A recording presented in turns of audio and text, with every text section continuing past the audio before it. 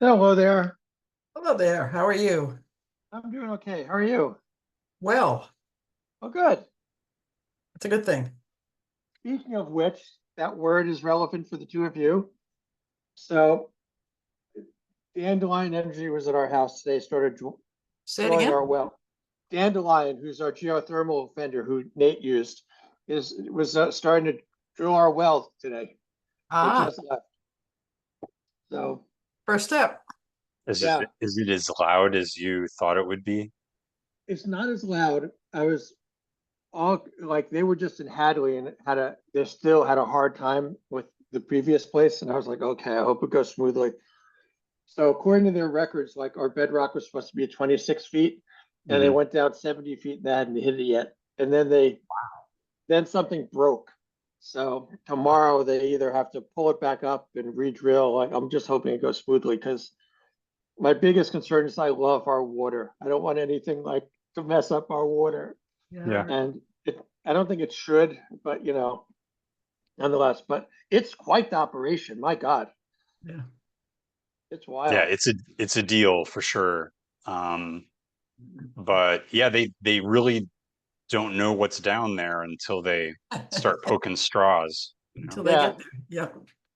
it's Yeah. sort of crazy. I mean, for all the stuff that we can do technology wise in the world, the Yeah. fact that you don't know what's down there, it's very interesting. So Mine went down over 270 feet.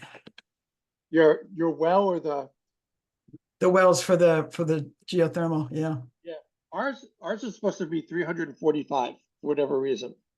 And what I don't get is, well, what they said was you have to go through the bedrock, Right. and then after the bedrock, you start drilling. Yeah, so that's what the first thing is to find the bedrock, which is it's water is just a wild.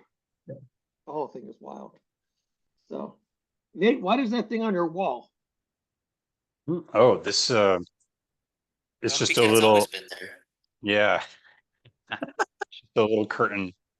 Because we have sunlight that comes in at an angle here in the morning when I'm working, so just kind of placed for that.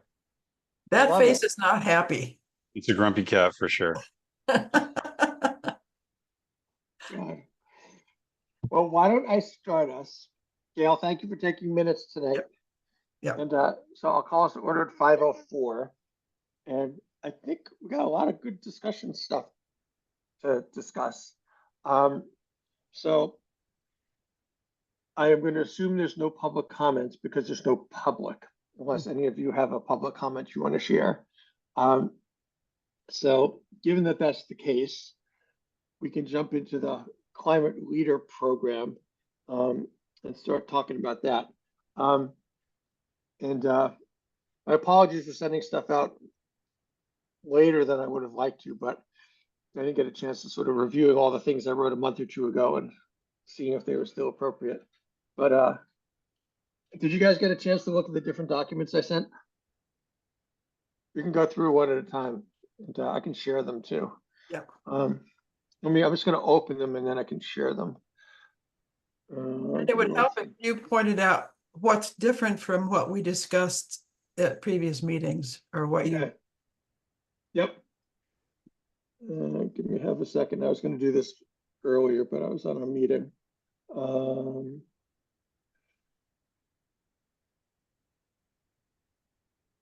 okay, that's one.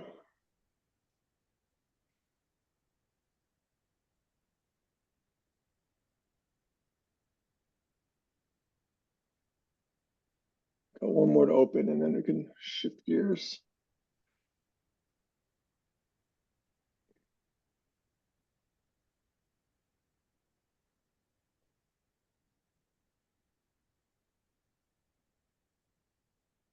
Oh, that's not the right one. That's the one. Anyway, okay, so let me pull these over here and then we can share them. So why don't I share the decarbonization resolution first? Um, I'll make it bigger, but you all see that okay? Yeah. Cool. Um, So I'll say, I think I probably mentioned this, but so when I talked to Alex, who is the chair of the Energy Committee in Ashfield, what she told me was she just used all the templates that DOER offered because she figured they're the horse's mouth. They know what they want. They're telling you what they want, so you might as well just give them what they want.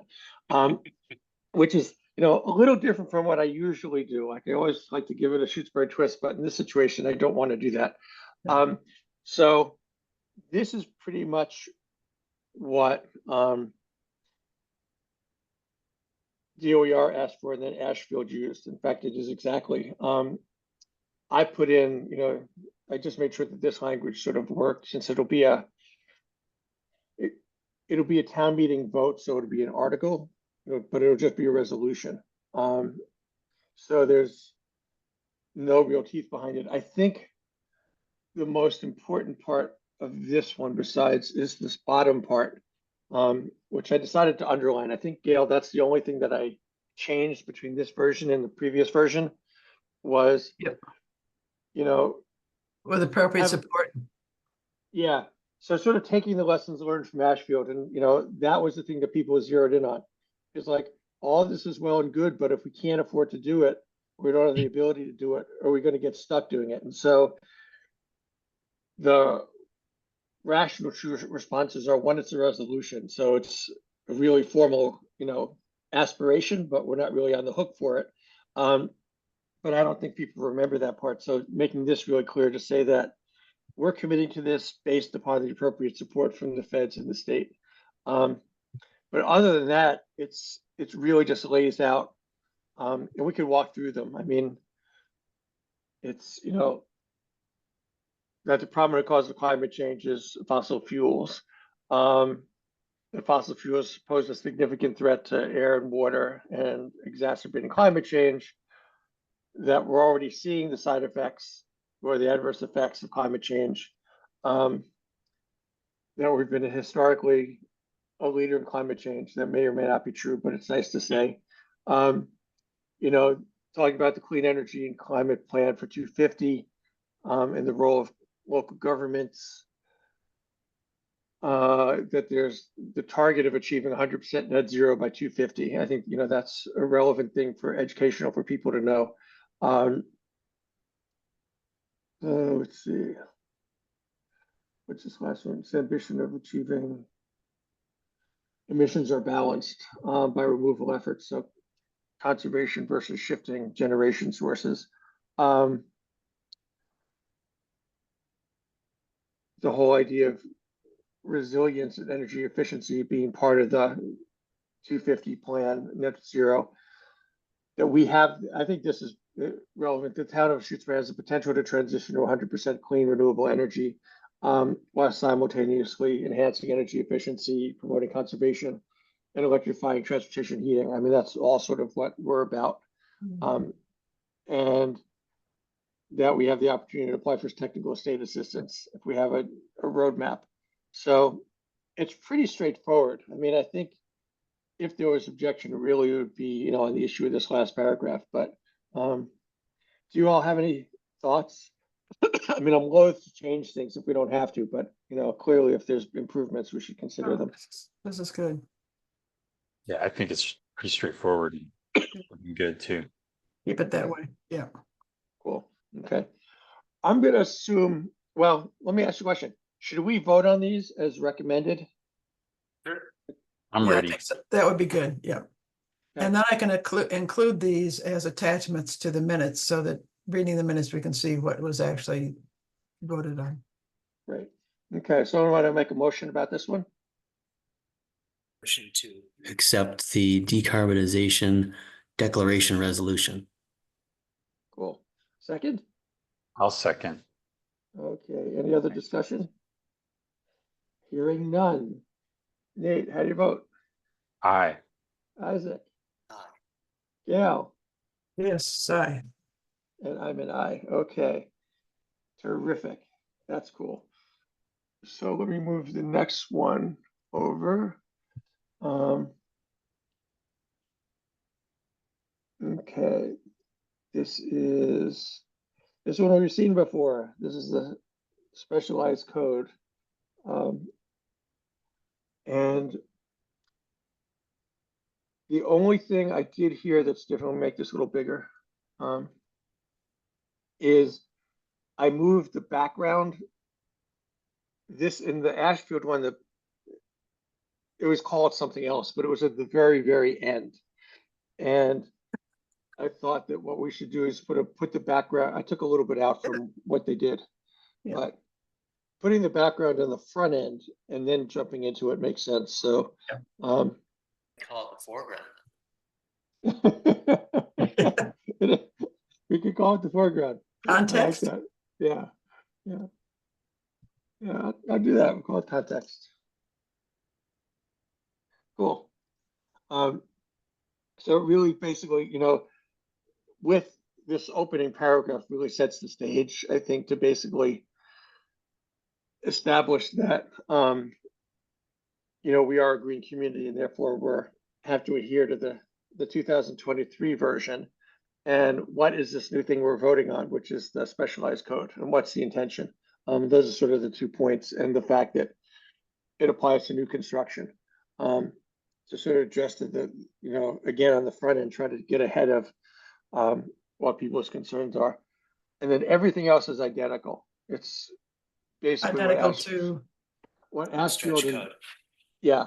So this is the version that Ashfield got approved, that DOER said was good. I'm not 100% if this, I don't know, I can't remember now if DOER actually has a template that's, I mean, a lot of this is DOER language, but this is what Ashfield approved, and it's all, like, the definitions are all DOER applicability. It's really very short. And this would be a bylaw.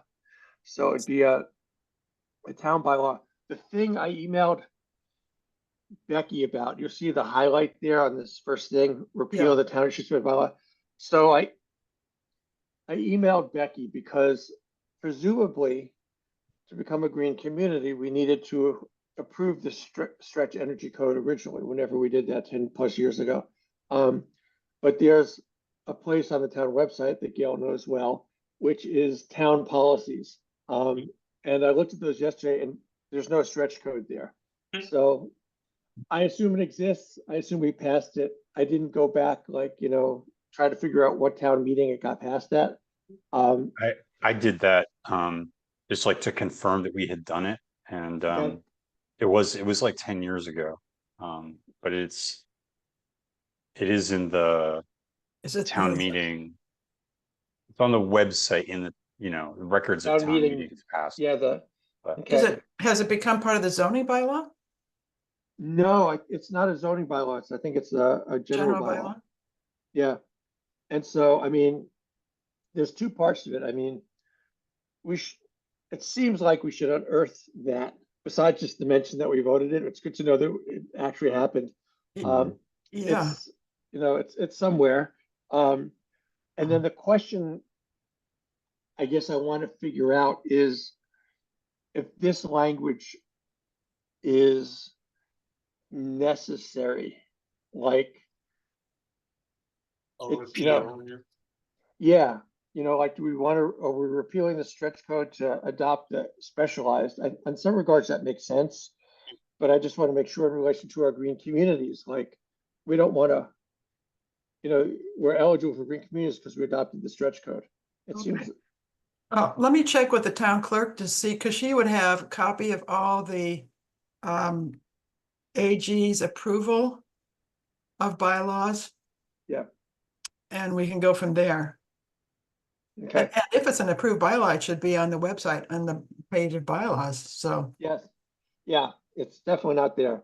And I think this language here, this, we have a lot of time because it's really just sort of the wording for the warrant, but the wording for the actual bylaw won't change. It's really just the DOER language. So I would say, question. yeah. So like as the stretch code, once we adopted that, then we by de facto adopt all the new additions and iterations of this and stretch energy code. I would imagine that that's the same thing for the specialized energy code for any updates of that. Yeah, so it's, where is it? Right here. So it's right here. The specialized energy code codified by the entirety of 225 CMR 22 and 23. Appendices RC and CC. Including future So- additions and amendments and modifications there too. Okay, got it. Yeah. So their whole strategy is if you refer to statute or the regulations and then the changes, then we don't, like last year, if you remember, besides the fact that we didn't have a public hearing, all we were doing is agreeing to the specialized code. We weren't doing this. It was a one-time fix. Yeah. And doing it this way as a bylaw and saying that it's going to be all the iterations. We don't have to revisit this ever. Yeah, that's good. Yeah. And then just to clarify, the specialized energy code is only for new construction. So in the, just like, we'll get to it, but in the our town fall 24, it would be good to reiterate that it's the specialized code it only impacts new construction and not any renovations or previous constructions. Oh, I should actually, there is that large, it's the renovations over, I forget what it's a Oh, 1,000 okay. square So feet. yeah, that's what I thought. Yeah. Yeah, So yeah, yeah, renovations yeah. over 1,000 square feet. So that's why then Yeah, it would be good good catch. to put that in there too. Cause I thought I remembered like in renovations over a certain size. Yeah. And yeah. I'm glad, I didn't have time to go back through all my notes.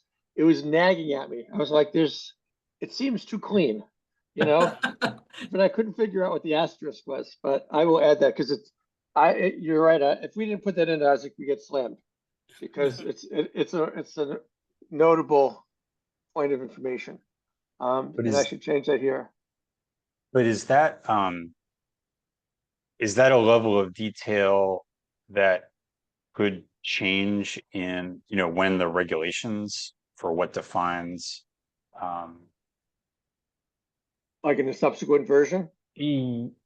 yeah, because I thought that first question, Isaac, your first question about, is this written in a way that allows us to just, by default, adopt, modifications to what constitutes the specialized stretch code moving forward. Yeah, I was a Yeah. little unsure, like what the right level of detail for the bylaw is, given that maybe different technical elements can change. I think it's a great That may point. change. Yeah, I think Yeah. can you see, I'm just putting in, currently only apply to new construction, There you go, currently. and I'll change this and Mm.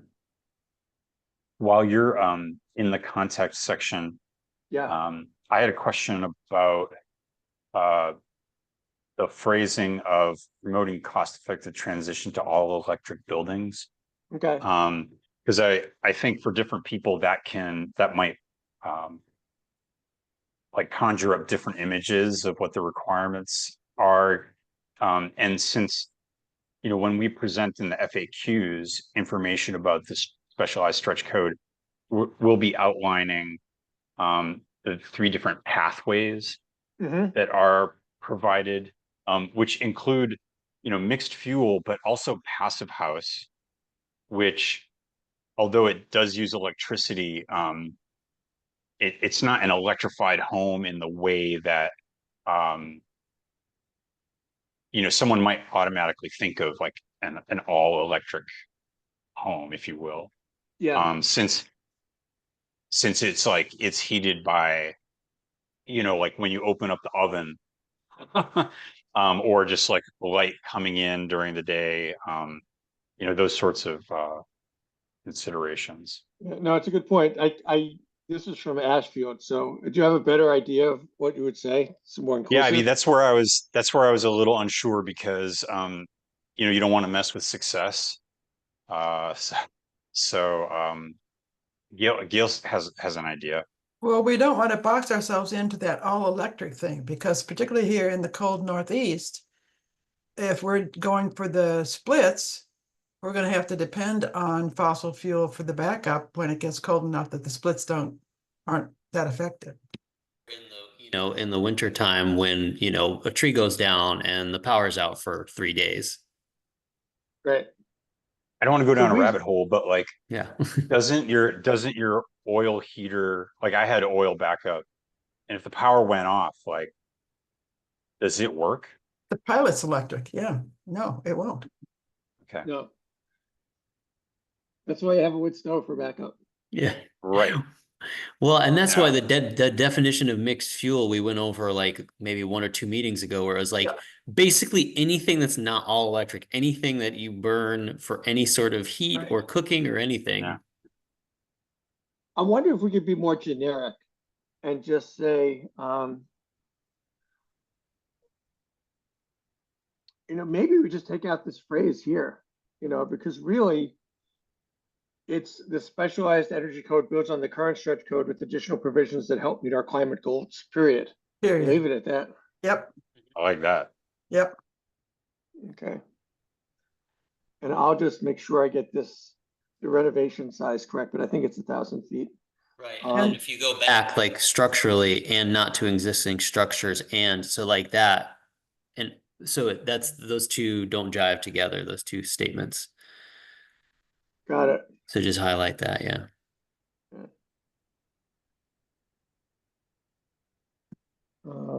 they apply only rather than only apply, Mhm. if I may be picky, Yes, I just have to find it. Oh, there we go. right Got above. it. Yeah. Yep. Cool. That was a Thank good you. discussion. Sure. Nate, do you remember when the town meeting was where you found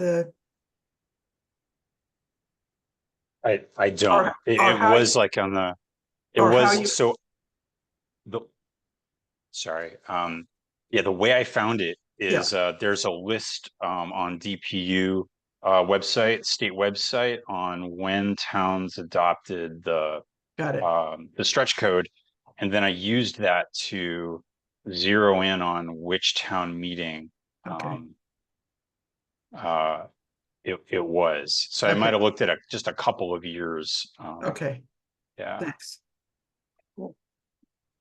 So we don't have to approve the context, although I think we're all fine with it. And we don't have to approve the article language right now, but I think if we can get a motion on recommending the general bylaw for this specialized energy code, which is all this stuff, which will stay the same. That would be good for moving us ahead, and then we can correct the other stuff. Okay, I will move that we approve, that ECAC approve the substance of the bylaw as presented. Cool. Second, that motion, yeah. great. Any other discussion? Who seconded? I did. I think, yeah, okay. Gail, how do you vote? Hey, aye, yes. Nate? Oh, you. Aye. Ee. Isaac? And I'm an aye. Okay. Unanimous. Thank you for that one. And then let me find the last one. Okay, hold on a second. What is the language you use to describe that, though? The bulk of the, Like what that's called? yeah, It's the Shutesbury General Bylaw Specialized Energy Code. no, but there's a context first, and then then you said the bulk of what's left, but what are you gonna call the bulk of what's left? Oh, wait, the stuff that we voted on, the thing that's not. Yeah, yeah. Well, the stuff we voted on is the bylaw. Bylaw this- language, Yeah, okay, yeah. And then, thank you. you're welcome. So let me do this one. This is the last of the three.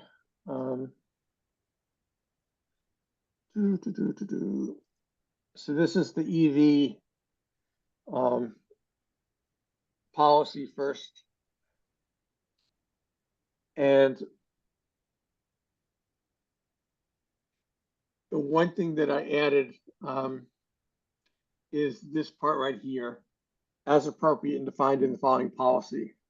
And again, it shows up at the end that basically if it's not practical or affordable, we don't have to do electric first, because that'll be the place where people object, but it seemed like people are gonna read the warrant article question, and if there's a way of sort of just getting in front of it a little bit, and they see the appropriate isn't defined, at least we can reflect back. Okay, Um, so that's warrant article number, blah, blah, okay. yeah, yeah. Okay. Well, I mean, wouldn't it make sense to foreground that even more clearly by actually, instead of referring to as appropriate and defined in the following policy, by saying like, just cut to the chase and say when fiscally and financially possible, like when, when fiscally possible or something like that in Yeah. the article. Yeah, well, here, I'll just paste in what the language is farther down. So, we could wordsmith it.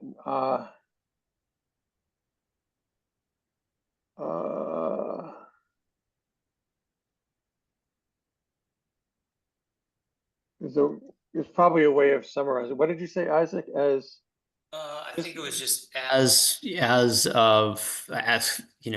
fiscally possible or whatever you said it earlier, and then I was just trying to repeat what you said, but fine. Feasible? Yeah. As feasible and financially financially and practicable or practically feasible. I think So that then captures like, for like fire trucks and stuff, right? It's the fire truck Yeah. exception. Right. Yeah. Yeah. how's that? Uh, Practicably, Boy. not practically, as in Yeah. almost.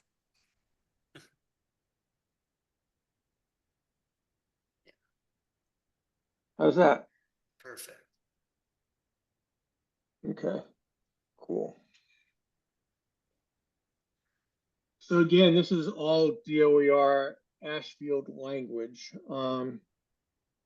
with no changes except including the town of Shutesbury. So the definitions are just there. I don't think, people might jump into them, but it's just defining the universe. I think that this is really the procurement prioritization is where the discussion would be. Yeah. Like a And this- space between hybrid and vehicles. Say again? The red underlining, there's just a space missing between hybrid and vehicles. Oh, yeah, thank you. Yeah, I think the only thing I did between this version and the Ashfield version is I put this paragraph before this list. It just seemed like that was the explanation and said, Right. we're going to have a prioritization and then showing what the prioritization was. What I they thought it are. read better.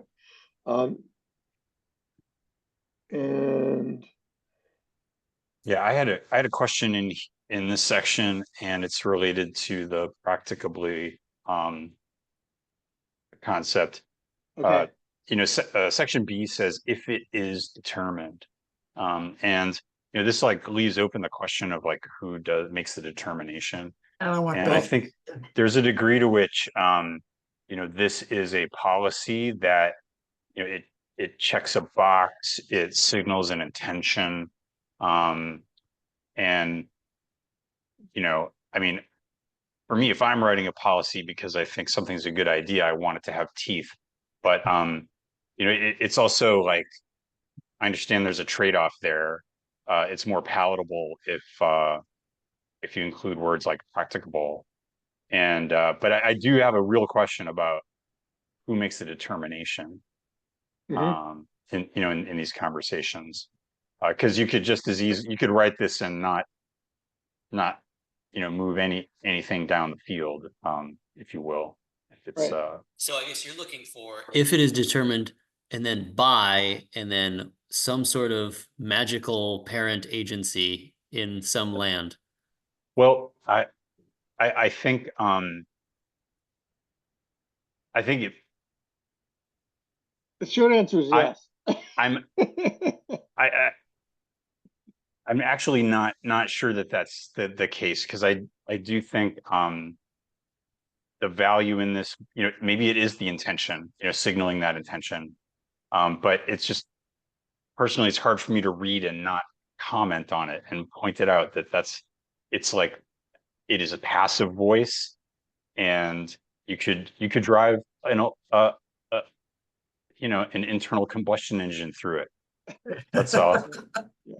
So I have Um, two responses. I mean, I think calling it out is definitely fair. I mean, one of my biggest frustrations, and I think this is job security for lawyers, is all policies are written with like reasonable this, significant that. They're all Hmm. vague terms, and then you get to argue about it. Where if you were specific, the counter argument is if you get specific, we can't anticipate the future, and that's Yeah. legit. But saying reasonable or those kind of vague things, I mean, that's where we get into fights all the time on every issue about policy. I think my other comment, just from a practical historical perspective, is just having been in town meeting enough. Town meeting has these fights, like, do we need that dump truck this year? Do we need the second cruiser? Like, Yeah. and whoever stands up is going to think that they have expertise, but really town meeting doesn't have expertise. The committee might have expertise, an individual might have expertise, but as a body, it's based on the information. But I think there's two levels of division. If we put in a buy, on the one hand, it could be the select board because the warrant is owned by the select board that goes to town meeting. But town meeting makes the determination about if they want to support it and if they decide it's, meets operational needs, et cetera, et cetera. Mm. So I don't know if we want to reflect that or not, but I think if we did, that's how it would play out. Yeah. No, that all makes sense to me. I'm not advocating. I just observed it. Yeah. I had to say something. Would you be more comfortable if the determined part was taken out so that it was simply if a ZEV does not meet operational needs? It's okay. Yeah, I mean, just I'm inclined to just leave it as it is. Yeah, I think it makes was that in I the see the rationale for having it the way it is. and it passed at Ashfield with this word in Yeah, it? this is it. Yeah, I think it creates a really great opportunity for Nate in the next 5 or 10 years to stand up at town meeting and said, we anticipated this conversation and today it has come. Just see We the saw it recorded coming. meeting. Yeah, see the recorded meeting 9/17/24. Exactly. So that was good. Thank you, Nate. So moving on, and I'll say Mass Energy Insight is not a typo. Like, that's how they have it on their website. So it seems silly to me, but it's Excuse all me? one word. There, under inventory, you see it says Mass Energy Insight with the little red squiggle underneath it. Yep. Their name is one word on their Yeah. website. Yep. So I double checked that. Yeah. And yes, and then so this inventory, which is gonna, we use the database to follow things, the replacement plan, and then enforcement, which is the select board or its designee. So pretty straightforward. I mean, I think really that conversation will be, sort of to Nate's point, is it operational? Can we afford it? Is it practical? We'll talk about, highway department vehicles that won't be electric until next century. But any other comments, thoughts? I mean, does it make sense to hammer home that like financially feasible and practicable, practicably appropriate, like multiple times in that? So like, all right, maybe if you missed it in the summary of the article, then you see it because like the question is going to come up, like, and not everybody is a very astute and like deep reader of these kind of documents. So, I think it wouldn't hurt to be ham-fisted with this information throughout this warrant article. What do you think of that? There you go.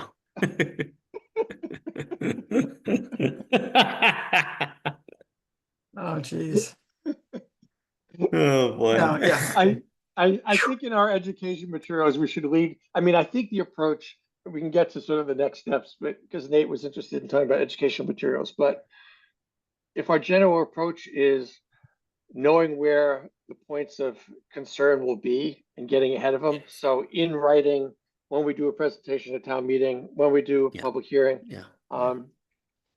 And there was, I think, yeah, I think it was maybe it was last time meeting, but I remember Mateo was talking about, I think it was non-residents voting. Oh, yes. And Yeah. someone afterwards was like, you answered all the questions that everyone wanted to ask. So there wasn't anything to comment on. And so if that's sort of our approach of like, we know what you're gonna ask, so let us get ahead of it, I think we'll be good. So why don't I get a motion to approve the town of Shutesbury zero emission first policy, otherwise AKA known as financially feasible and practically appropriate. Motion to accept the town of Shutesbury zero emission first vehicle policy. Thank you. Anyone want a I'll second? second that. Okay. Any other discussion? Cool. Gail, how do you vote? Hi, Nate, Aye. Isaac? Is that an aye or? Aye. Okay, and I'm an aye. Cool. Okay. So those are the three documents, and then the only other thing that we need to make eligible, to make ourselves eligible, is the roadmap. And I think I forwarded you Chris Mason's response to me this Yeah. afternoon, but that was the most confusing part when I talked to Alex in the summer. I talked to her in July, and because it wasn't sure, like the cart coming before the horse. Like if you needed a roadmap to be eligible. No. So, I mean, based on understanding from previous, like from the presentation, it was you check all the boxes. You have to send a letter saying that this is your intent to like be a leader. And then you do the practicable steps of, the policies. And then once you get to that point, they'll provide you somebody that will help you create that roadmap. Right, that was the understanding, and so I checked with Chris because I went on the website to say, because Alex said that they got, given that reality, Ashfield and presumably some other communities applied for and got money to do their roadmap using a DOER paid for consultant. So I went to their website and I was like, is there any information about the next grant period? And there wasn't. So I emailed Chris, and Chris said they haven't determined a next round for grant funding. I think he said it might be in the spring, but he also referred to it's a DIY roadmap. Is what he said. Okay. He said another alternative may be to create your own roadmap based on DOER's guidance document, and perhaps using roadmaps created with this last round of grant assistance as useful examples. So, is there such a thing? Well, like we know it. Well, maybe Ashfield's done it. I mean, it sounds like there are already municipalities who have done it. So, I haven't had a chance this afternoon to look at what the examples are, but I think since we have a little bit of time, I'm happy to look at those and see if we can construct a roadmap. And then, I mean, the roadmap's a little bit different than these other things because those are sort of like votes. My sense is you want to sort of ground truth a roadmap. So, we might look at a roadmap and think it's good, but then we might want to share it with, say, the select board or the highway department or the FinCom or whatever, just to get a sense. So it's a little bit more interactive. But if you all are okay with it, I'll look at it and then I could sort of, for next meeting, put together something where we can have a conversation about, because it would be cool to bring the roadmap to the town meeting and check off all four boxes and then be done with it. That would be. I think the thing to also clarify is this is a road map, right? Like this is not a legally binding document, right? So if we find that this is not working, we need to change dates, we need to change strategies. Like this is an amendable document. This is not the end all be all. Correct. Yeah. Yeah. So in any presentation of any iteration of this document to the public, to the town, like it's good to foreground that. Yeah. Yeah. I mean, I think, the top line of any presentation, if we were to take all four to town meeting, is to start out by saying, this is intent. It's more practical than aspirational, but it's not written in stone by any means. And then, if people get that, then it makes it easier, because I think you're right. And I mean, I just think about the, municipal vulnerability plan. It's a good plan. Have we done 1% of it? Probably not, it's like many, many plans in the universe. I mean, it'd be nice to have more traction on some of that stuff. But I wonder also with this for the climate leadership program, like if we do decide to amend it, is that something we need to resubmit to the governing body that is supporting us? Like, it would be good to know, or whether, we just file it and then we change it at will and it doesn't matter. We don't have to update it with them. We have, for the climate leader program, different from green communities. I think it's every 3 years you have to sort of, you don't have to do the full re-upping, but I think you have to confirm and But you've do actually some done- submission. Yeah. Yeah. So, which is Okay. smart on their part. Yeah. So it doesn't go stale. So yeah. Cool. Thanks. Yeah. Back up a minute. Would you please send me the copy, all three of those documents as you've amended them here at our meeting? So thank you. Yes, I will do that. I'll do it this evening. So I think the only other thing we should talk about in terms of the climate leader project is next steps. So we've now, approved the 3 documents to work on the roadmap. I would say, given our clarification this summer, we don't have to bring it to the select board at all. What we need to do, it would seem, both politically and just good form, is to have a public meeting, scheduled when we're ready to package this stuff, and just sort of say, ECAC is recommending, going for the climate leadership program. This is what these documents are. They'll be on the website because we'll post them, but going through them and having a conversation. I think that should be in proximity to knowing about what town meeting we're doing it at. As far as I know, Gail, I don't know if since you've been on select board meetings, if you know differently, but I don't think we have a special town meeting scheduled or a need for it. I haven't heard So, about it. yeah, so it would be, in the spring at the earliest. So we got lots of time to plan for the public hearing. I wouldn't do it until, the new year sometime. That said, I think it's never too early to educate. And so, Nate had asked about education materials, and then there's the town birthday party on October 6th, which I'll be out of town, but we're sort of jumping a smidge in that regard. But if we could have some kind of material that we felt comfortable with, and if we had a presence there, it would be a good way to start getting the word out. I think there's other ways we can do it. There's also the R Town, which we can talk about later too. But so I guess jumping ahead a little bit, of the 3 of you, do any of you want to be, or can you be at the birthday party and do a table? I I'm cannot. out of town that weekend also. Okay. Nate, as the lone standing person, do you want to do it, or you don't have to? Right.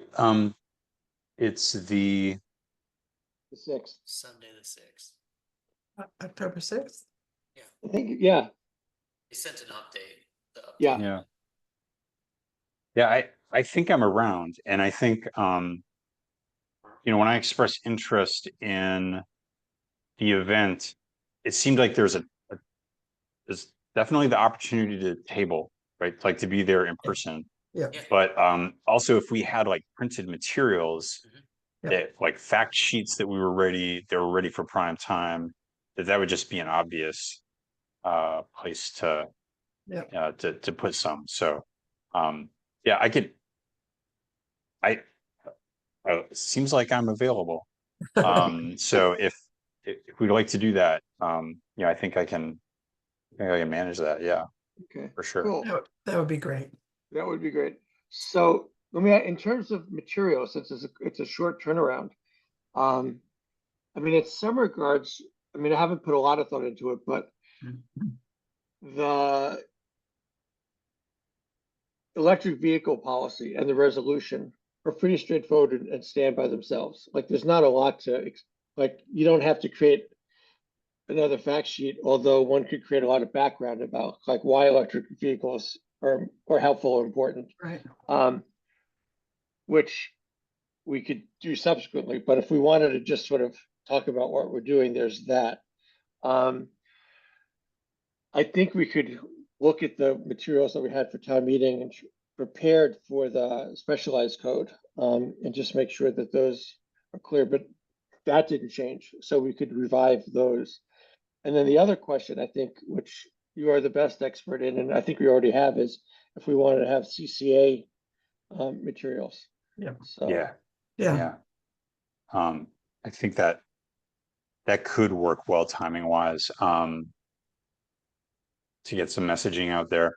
I mean, one thing that the Ashfield experience, in that presentation that struck me was, they had some fact sheets that just had some nice infographics on them. They had some, it was pretty basic graphic design, but it was like a little bit more than just like a bunch of bullets, for folks. So yeah, I was wondering, the extent to which like we might be able to just swipe, find replace yeah, a little bit, right? I emailed Alex right after you sent me the email. I haven't heard back. I don't think she shared them with me because I looked through my email, but were they, were they in the webinar? Could we actually They were download in the them? webinar. Yeah. So they had Okay. screen sharing of the Okay.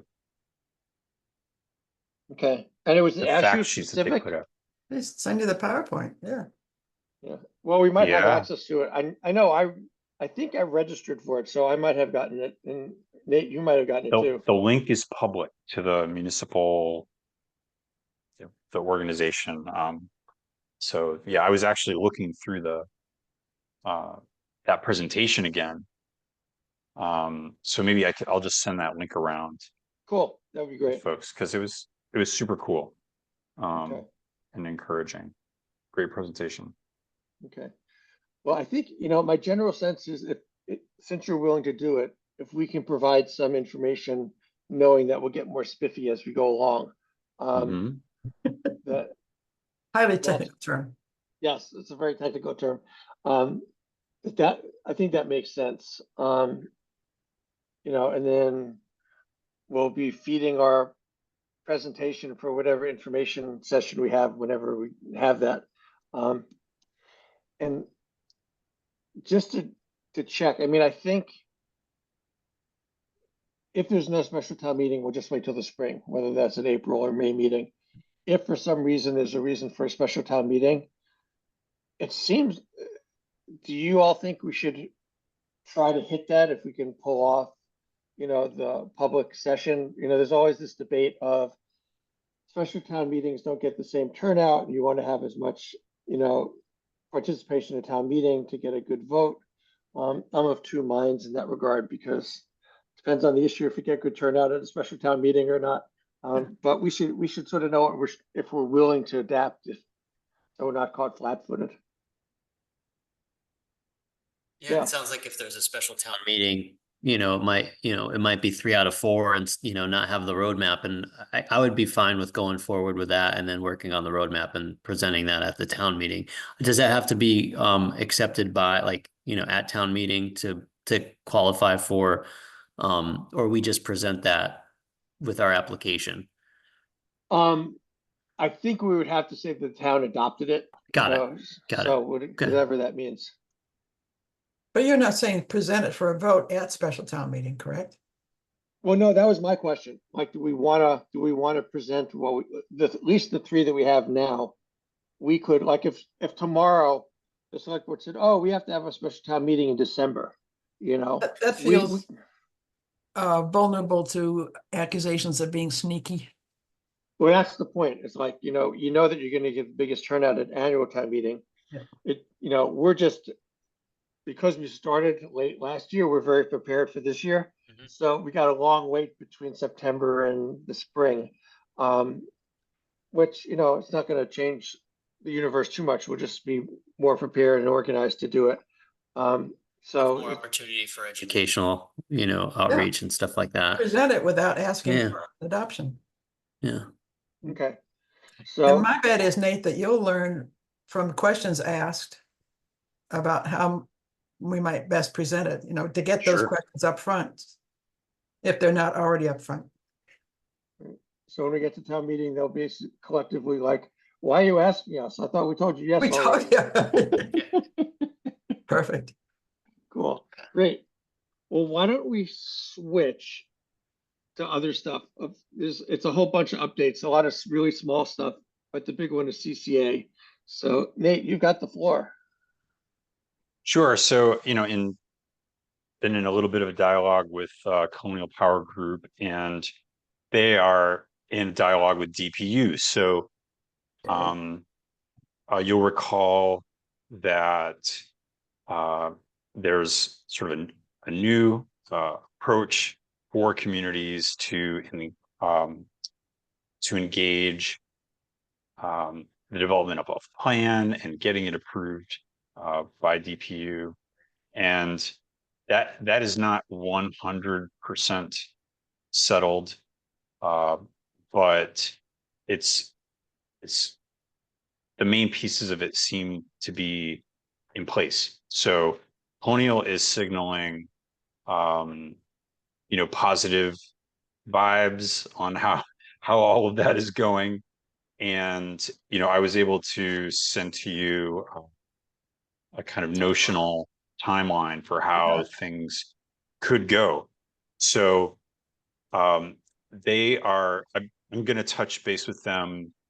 I've been tossing email back and forth, but we're going to have a Zoom call either, within the next couple of weeks to speak in a little bit more detail. I think they are ready to present to the town, either to us or select board, or maybe a joint meeting. I think after I talk to them, I'll have a better sense of,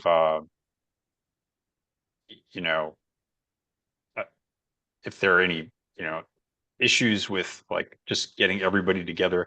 I think their intention is to have an introductory meeting where communications and expectations are set, which just seems like a valuable thing to do at this point, given that the development of the plan and the 90-day assumed turnaround for an approval of a plan, things could move a little faster than surely than a lot of other towns have had their CCAs go. So I was reading the plan. Michael, you and I both like sort of had kind of the same question about whether the new template has any whether it changes the point in the timeline at which towns select the products effectively, right? The specific products, because some of the language sort of implies that towns need to identify what the default plan or product is in the application, right? In the plan, which is sort of like the town's first interaction with the state about our intentions. And what I got back from Colonial is that the town doesn't need to decide on the number of products, which one is the default, or what the renewable energy content is of any of the products for the plan submission or DPU approval. Colonial says that decision can be made once the town has an order. An order is capitalized here. I can forward this to you. And because we're going to inform our choices based on load data from InGrid, and we're going to be able to look at indicative pricing specific to our town's load profile. And we're going to be able to evaluate our options based on concrete information, as opposed to guessing without actually having prices to look at. So Very um, exciting.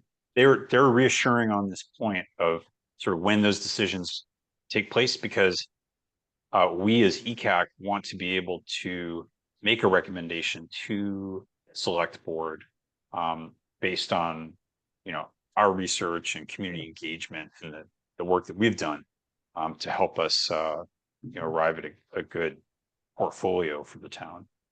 So So is it correct? I just to restate what I think you said is that there's an initial, so it says where it says state approval, DPU filing, which is early December, that's more generic without the portfolio specifics being identified. And then the thing that's weird is like, okay, so if it goes to the DPU in December, and then DPU has 120 days to approve, and then there's supply bidding. Like you can't go to supply bidding unless you have the packages identified, right? Like no one's going to bid on something unless they know what they're bidding on. right. Hmm. So I see. So once the plan's approved, then we can put together the program options that we would like to see. And then that's what goes out for bidding. And then if there's more than one supplier that can, Right. So it's really, there's another bullet in between the DPU and the bidding, which is the yes, town comes up with its product, you yeah, know, profile. Yeah. that's right. And our selection of this. Yeah, I mean, one thing I'll just say, and then Gail, I know you want to say something, but I was listening. So Monty's show 413, whatever, the Fab 413, you know, on NPR. You guys know this?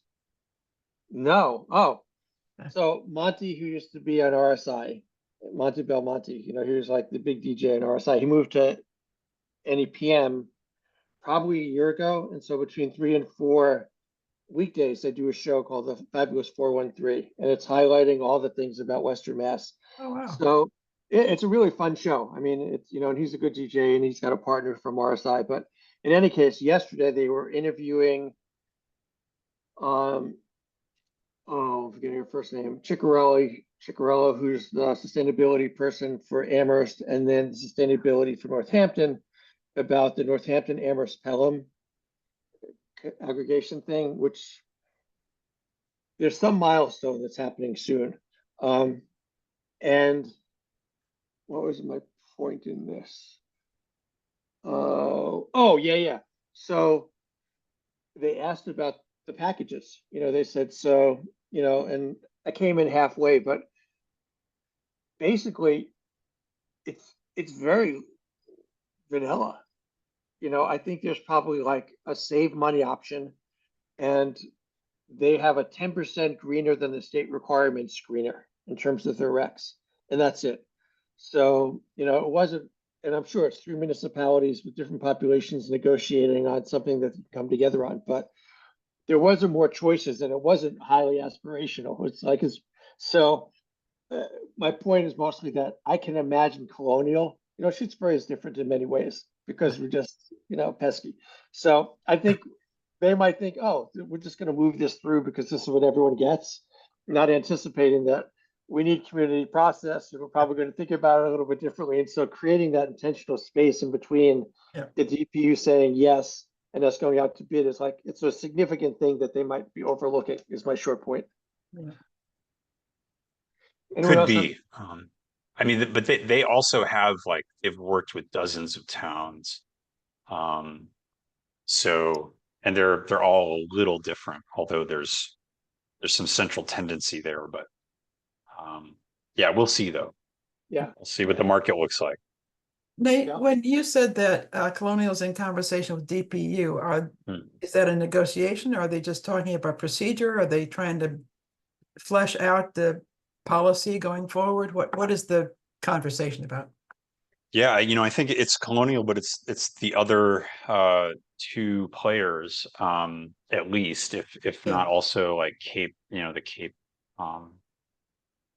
MLP as well. But you know, I think part of what this process is trying to achieve is like a streamlining. Mhm. And so there's been, as I understand it, engagement between DPU and these intermediaries who who want to be able to put together plans that check all the boxes from DPU's perspective, so that it's easier for DPU to just say, yes, this checks all the boxes and we can approve this. And And get them past this log jam of years and right. years. Yeah. Okay. Yeah. Well, I mean, looking at the Our Town Fall 24 update, for the newsletter, it's really spelled out like there's it looks like there was going to be 3 options for residents: electricity sourcing that makes electric prices cheaper than national grid, sourcing that is greener than the state requirement, and it doesn't say how much, but still that's great. And then a sourcing that does not involve green energy damaging the environment, such as cluttering or clear cutting forest for solar. Residents can pick which plan they like. While this is ECA's hope, we need to find out what is presented to us and then proceed accordingly. So, I mean, it's good to have those aspirational options if those aren't available to us, but just for the community to know that this is the ballpark that we're looking at. These are the things that we're looking at. Are there other concerns that they want?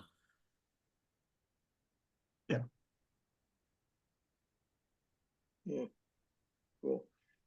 So Nate, it sounds like once you talk to them in the next 2 weeks, you'll get more information and then we sort of figure out next steps going forward. But it's at this point, aside from that conversation, the only other thing we have to figure out is a meeting with us and or us in the select board, right? Yep. Yes. Okay. And it sounds like that would probably be October.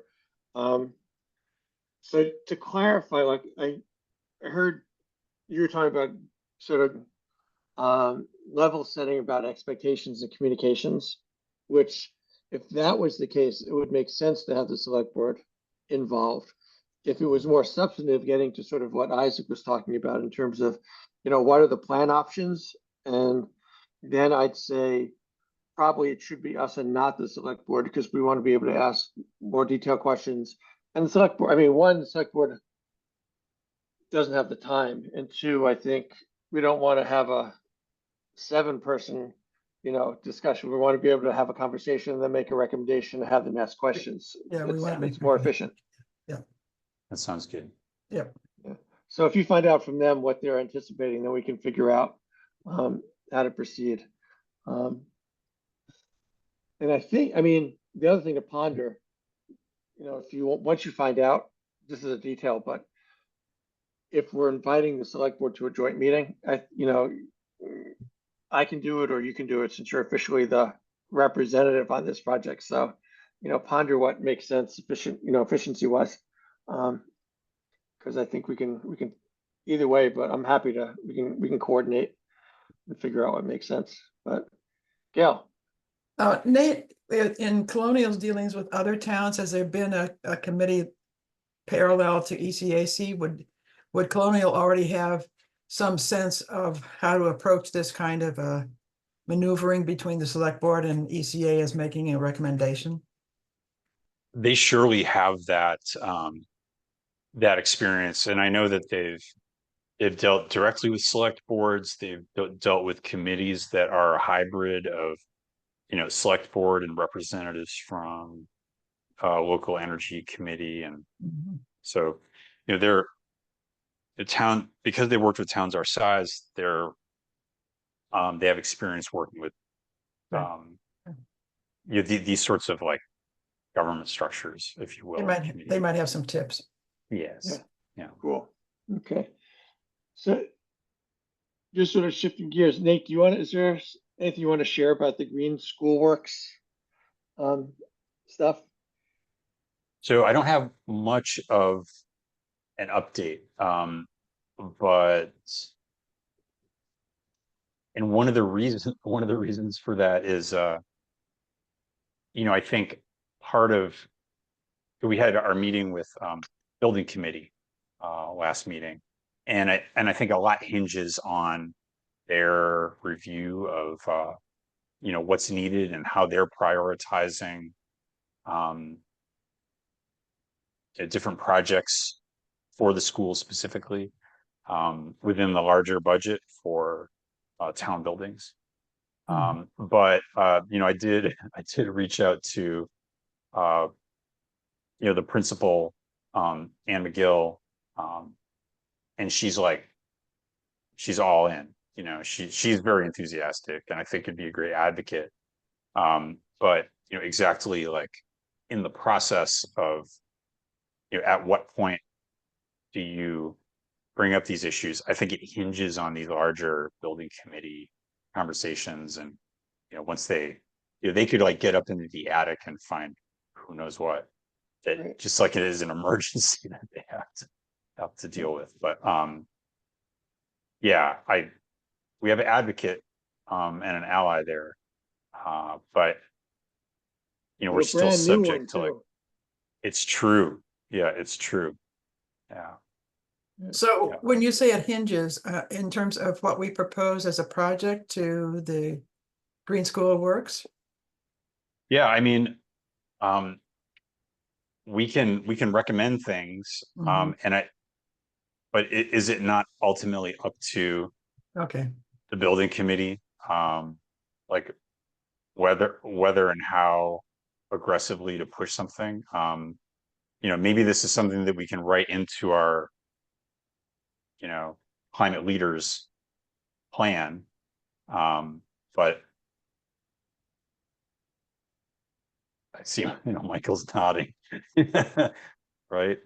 Yeah, I think that makes sense. I mean, it's like we talked about last time, there's some kind of relationship between buildings and schools and us.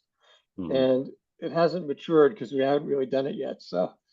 because they haven't finished their assessment though. I mean, Well, even if if there was an opportunity that jumped in front of us, you know, and said, hey, you can get big money for something that you think is important, yeah, you know, it might Yeah. not be in their plan, we'd have to have a conversation. You know, you know, normally the issue is that the long list for capital planning, which is where the buildings committee goes to get funding, it's all based on town money. So if you can come in with grant funding, everyone might get on board, but you still have to have that dialogue about who's vetting, who's applying, you know, who's providing expertise, all that kind of stuff, which we haven't done that dance at all. and it would sound like we would have to do some selling on the energy efficiency business. It didn't seem like the buildings committee was. They're involved with structure, Yeah, yeah, so. yeah, and I think, you know, if we think sort of medium term, like if we spend this year moving everything to climate leaders, and then we actually get a roadmap, you know, I think to Nate's point, if we have a roadmap that speaks to some of this stuff, you know, like focusing on buildings, focusing on transportation, we can figure out for what we're going to recommend the prioritization is, or who takes the lead. Like, I mean, at some point, you know, if we have time in our schedule, it would be interesting to talk to capital planning, just like we did with buildings. Because just having that engagement so that we're on their radar would be helpful. So something to ponder. Actually, I'll write it down. I think Ellen's still the chair. Okie dokie. All good on Schoolworks? So there's a whole list of really short incoming items that like the last month or 6 weeks. So it's like all this emails I got. So I just thought I'd go through them. And there's not a lot of discussion, but since we're in an open public meeting, so, and I think I forward all of these to you, but just so we can discuss. So the first one is MVP action grant. I gotta say, I'm so cynical and down on MVP action grants. Like, you know, it's just frustrating. But all that we know now is that if you wanted to have an expression of interest, you needed to get it to them by November 1st. You know, and I think, I can't remember, like I know Becky and I worked on the first one, and then the second one, we were a formed committee, so we recommended, you know, I think we've gone through 3 different ones, and Yeah. I don't even know if the last one, which was helping pay for solar at the new library, got funded. I'm not even sure. So I don't think there's any action right now. It says that, presumably if the expression of interest is November 1st, there'll be a grant subsequent to that. Every time we've expressed interest, they've told us our ideas are not so great and to do something else, and then we didn't get the grant anyway. So, not a great track record. But anyone have any thoughts about that? It's mostly just to say there's a deadline. We're not going to do anything for it, I think, for an expression of interest, unless anyone has an interest they want to express. Okay, that was that. One down. Yeah. So I got an email out of the blue from someone I feel like I know, Bruce Stedman. But I haven't researched if I really know him, but apparently there is a Fort River Forward group, and the Connecticut River Conservancy got a grant to support this Fort River Forward. It involves Belchertown, Pelham, Shutesbury, Amherst, Hadley, and it's $8,000 to work among the 5 towns for the Fort River watershed. And what they said is it's some of the stuff we care about. It's to foster greater collaboration, improve communications, and identification of action priorities regarding the watershed. So being that we've talked about, it's talked about watershed protection, enhancement, agricultural, fisheries, dams, dam management, climate resilience, water quality, and conservation. So some of those are relevant to us. It could also, I don't think the Concom's got any bandwidth to do stuff. I'm happy to just respond to him and say, happy to be the representative. I'm not going to commit a lot of time, but it seems like we should be at the table. And I'm not sure how he got me. I'm guessing he looked at Shutesbury and figured out that we were probably the best committee to ask. But unless anyone wants to participate, I just figure I'll raise my hand and try to have a minimal commitment. Yeah. Okay. Keep us appraised of what's going on. Yeah, I don't anticipate much, but we shall see. Birthday party we talked about. The green communities. There's a green community summit, the first one ever in Devon's on November 1st. It's mostly a point of information. I don't think there's a huge need for us to go unless we wanted to, and one of us could go, Becky could go.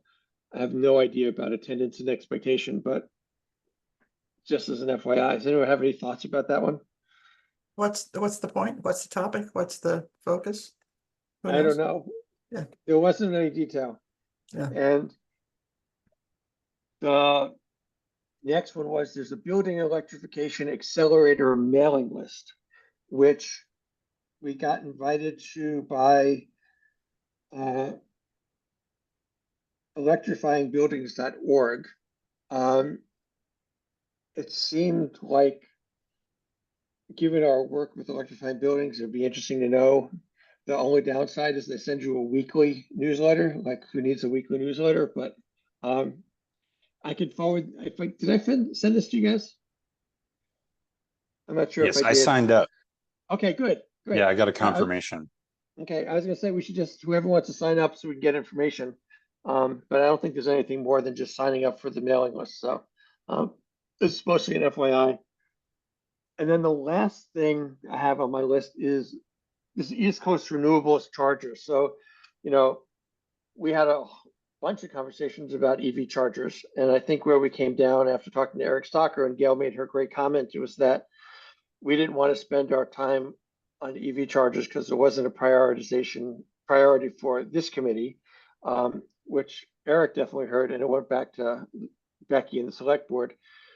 Subsequent to that, there was this East Coast Renewables organization who is offering the same thing. I think, they're a National Grid vetted vendor. They're offering the town free EV chargers. And Becky and I both got CC'd on the invitation, congratulations email. I'm fine to let Becky do it. So, because now she's got two vendors and she's got to figure it out.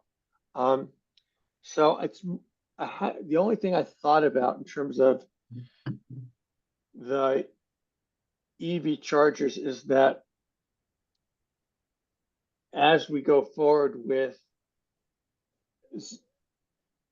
zero emission vehicle priority purchasing, that's something we're going to have to think about, because if all of a sudden we have town vehicles that need to get charged.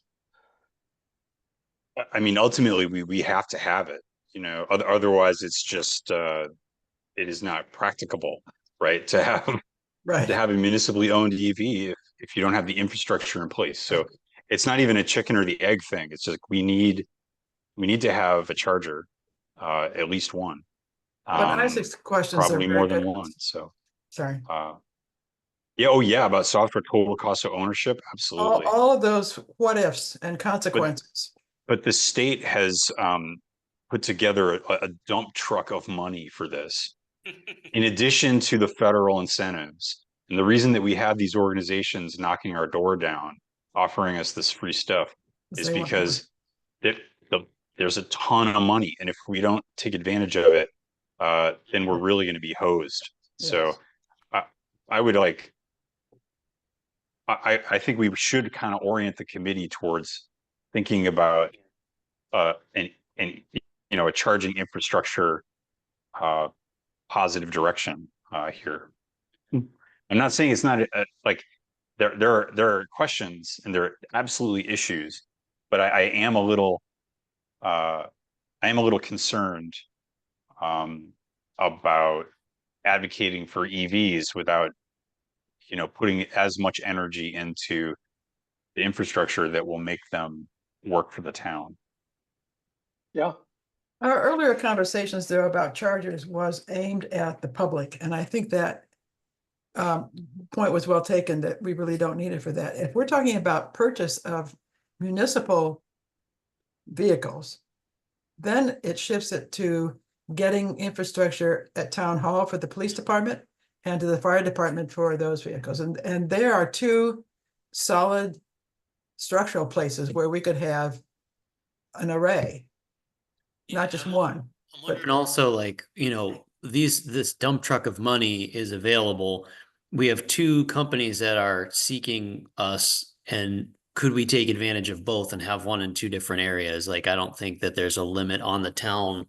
I would imagine not. I don't know. It's something to think about. But they sent a couple of emails, like they keep forwarding emails about congratulations to different towns, like for congratulations, Rentham, and they've decided to assume all costs and not have the ECR service their thing and reap minimal benefits on it.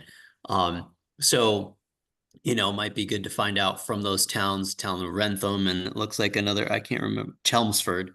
What were the packages that they were, what was the bill of goods that they were sold? Like what kind of information do they have on the maintenance and upkeep that they would be responsible for, and what kind of infrastructure do they need? Do they need a technician, or do they outsource? And because if they're, let's say, like, if they're municipal charging units, then for the most part, it's going to be the town using them.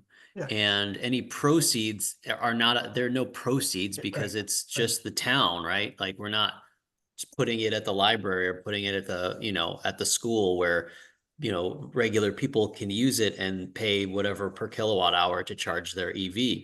So, what makes sense in that respect. So. Yeah. I think that puts it back into the ECAC domain and save Becky from going through all the compare and contrast the two. Isaac, ask your questions of both vendors and of the towns who've already signed up and see what their experience is. Yeah, I can do that. I will. Cool. I'll have an update for next meeting. Cool. So Isaac, you're going to be our EV lead? Sure, yeah. Oh, okay. The other thing I would say, I'm thinking of maybe sending an email to the select board, which includes Becky and us, just sort of talking about this shift in focus. What we're doing. Yeah. And I think I'd like to just invite Eric to partner with Isaac, because I think Eric personally Perfect, just yeah. is interested. Right. Yeah. So that would be great, and then we can sort of figure out how to go from there. And he Mhm. wanted Yeah. to be the coordinator anyway from the select board, so that's, Mhm. Yeah, I think that would work out well. Yeah, it really, as I was reviewing the zero emissions policy, I was like, oh, wait a second. I mean, it was exactly what we discussed. It was like, it did take on a different, hello, yeah. yeah, it's like, oh, yeah. So cool. Okay. Well, I will communicate that and CC everybody. And then the last thing before we get to minutes and adjourn was, Isaac referenced the draft that I did for our town. And I think we could discuss it briefly, but if people just, I mean, if you want to have general thoughts and then send me wordsmithing edits, Yeah. I can do that. But did it generally hit the mark? Did it make sense? Or there are some high level things that you would include or get rid of? That was good. I gave you my suggestion. Okay. Yeah, I returned just tiny little things, nothing substantive. Great. Yeah, I made some notes, but didn't realize that they were private, so I just shared my with the group. They're Okay. fairly minimal. The Attorney General will be at your door tonight. Yeah, Cool. exactly. Well, I will incorporate all those. Thank you. Okay. Yeah, I think it again is like this is an opportunity just to communicate out. Hopefully Janice will let us have as many words as I wrote. So we'll see how it goes. That's a nice long article. It's substantive. Yeah, Meaty. yeah. People will be talking about it over their kitchen tables. Okay, so the last thing is just review and approval of the minutes that we got for July 30th. So I don't know if people had comments, if we're ready to, and Nate, do you have them up? I don't have them up, but I could share them if that's easy. Oh, you muted.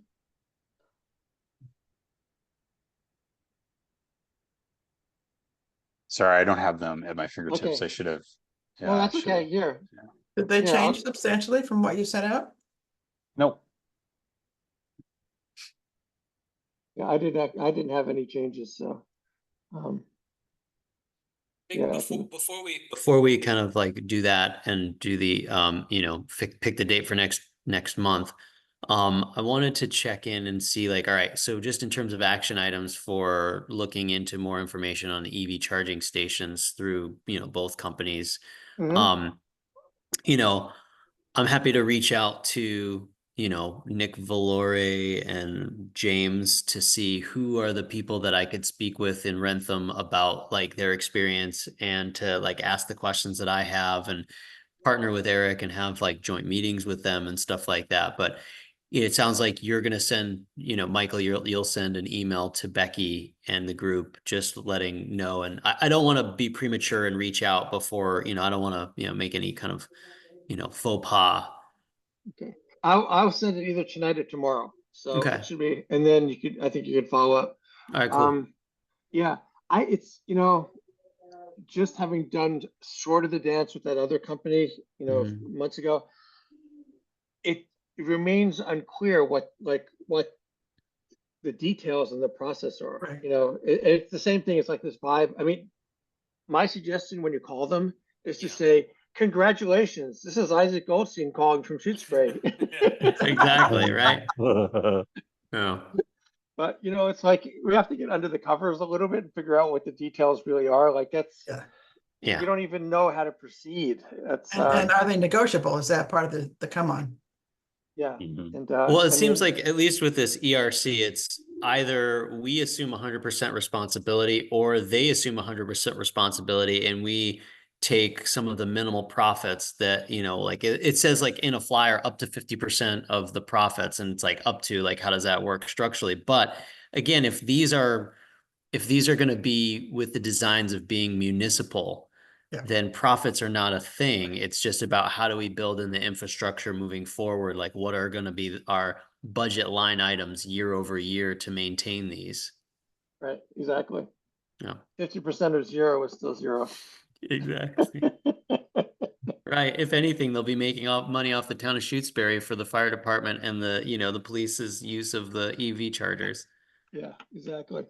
And it looks like they're not, well, I think they're .org, so it's like even advertising doesn't give them any, there's no PR benefit for them.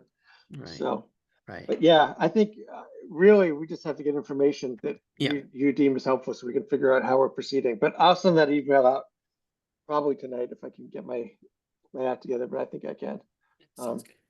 So I will share the minutes that Nate sent. Can you guys see that?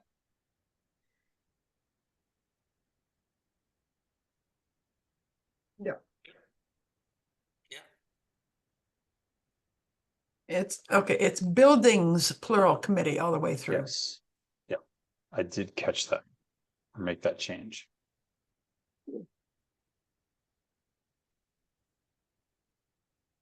Anything else, Isaac? You got anything? Should I scroll a little bit? Scroll. I think I looked at it already. And then I added respectfully submitted Nate Hurd Oh, you have to to do on that. that was on Gail's Gail got me. That's our format. It's tradition. Yeah. No matter how biting or cynical you are, you have to respectfully submit. Mhm. Snarkily submitted. Mm.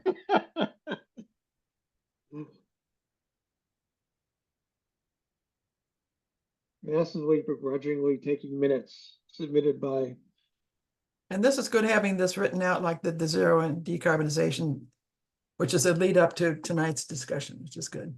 yeah. Okay.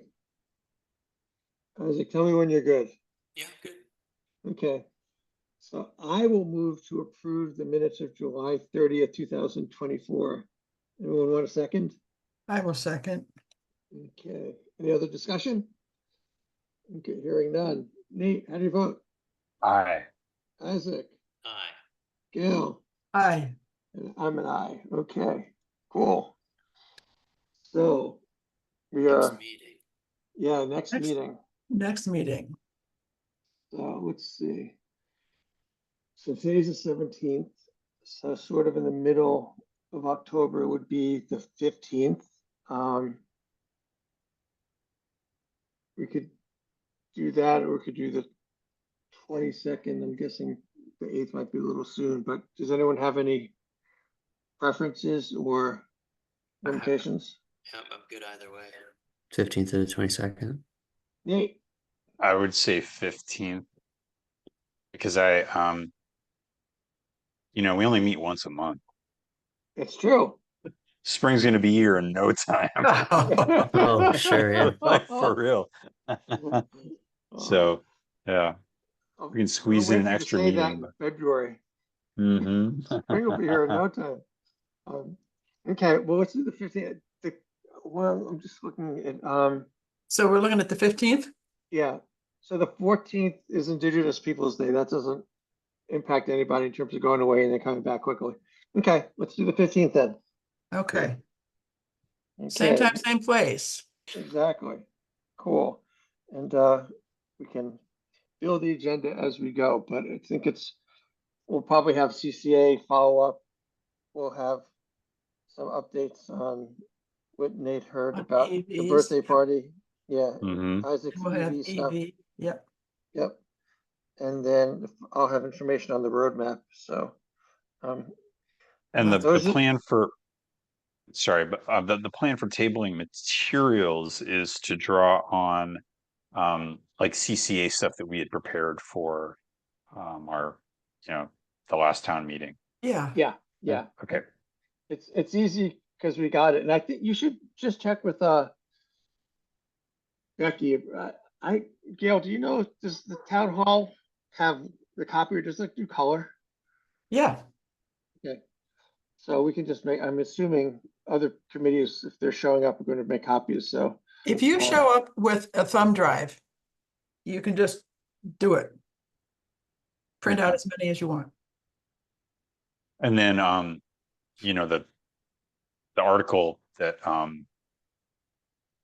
to our town article as well. Sort of as a nice summary, a more Oh, good. forward-looking summary. Yeah, Yep. yeah. And thank you again for doing that. Sure. Okie dokie. So anyone, we are at 6:31. We're good. We're a Tight tight ship. meeting. Yeah. Anyone want to move to adjourn? Motion to adjourn. Second? I'll second. Okay, how do we vote? Gail, Aye. Nate, Aye. Isaac? And I am an I. Okay, good chatting with you all. Talk to you See ya. soon. Talk soon. Thanks. Good meeting. Take care, everybody. Thank you, gentlemen. Bye.